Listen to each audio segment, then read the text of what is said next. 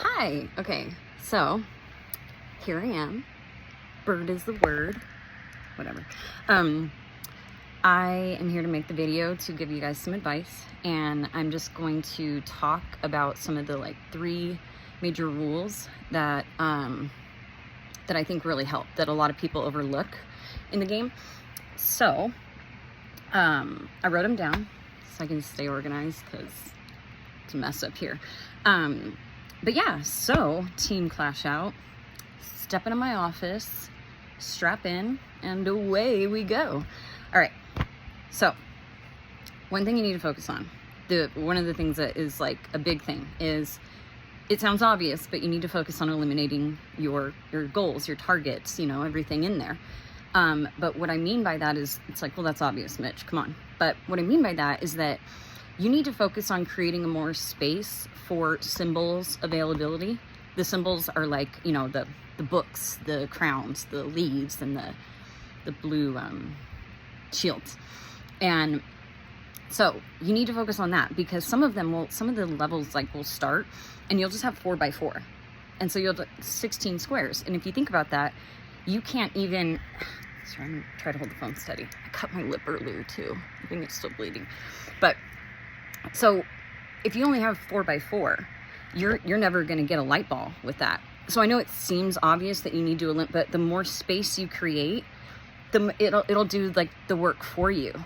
It'll create power-ups and things for you. I think a lot of us focus on creating power-ups. We just think I need a power-up, I need a power-up, But power-ups aren't always the name of the game. I'm telling you here. 3 symbol matches, that's another thing I wrote down. They are super underrated. Super underrated. I remember when I learned that. So what I mean is first thing I was saying is create more space, because then the more symbols you have, it's going to create power-ups for you. You'll have more options. You can't work with 4x4, And then you also want to focus on the rules of each level. What I mean by that is each goal. So for example, what is it, I didn't pay attention to this a lot in the beginning. What does it take to break this, to eliminate this target item on my board here? So what does it take to eliminate one of those pink seashells? 3 matches.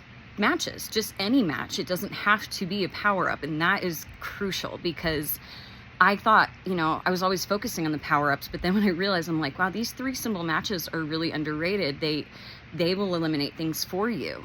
And whenever you're creating something on the board that isn't hitting something and knocking it out, it can be a wasted move. You have to do it sometimes, but the reality is you always want to be, with almost every move, taking something out. Take it out. So what I mean by the rules to each goal, I didn't pay attention to these for a long time. I was just in the zone, playing the game. I was definitely not addicted to it. But so one thing I didn't think about, I remember this example specifically was the one that got me. I didn't realize, the paint buckets in the wooden box, and usually it's one of each color of paint: red, yellow, green, blue. And sometimes it's all one color, so you have to pay attention to that, because that matters, because that means that if it's all red, that means, of course, a power-up will break anything, okay? But a 3 symbol match, 3 red books next to the red, it'll eliminate one of those paint buckets. But then after that, if there's blue, green, yellow in there, then red, a 3 symbol match is not going to eliminate that. When I realized that, I started every time they introduce every 1,000 levels, every time they introduce a new challenge, new goal, whatever, the purple flowers or the freaking lanterns or the frogs, hate them. Just right in their throat, man. I hate them. But anyway, so you have to focus on what is actually going to eliminate it. And again, I'm gonna really drive this home. 3 symbol matches are very underrated. Highly underrated. That's my take, because I have found that they can eliminate a lot on the board. And you want to work down usually and out, because you know what I mean, the board will get wider or lower as you knock things out.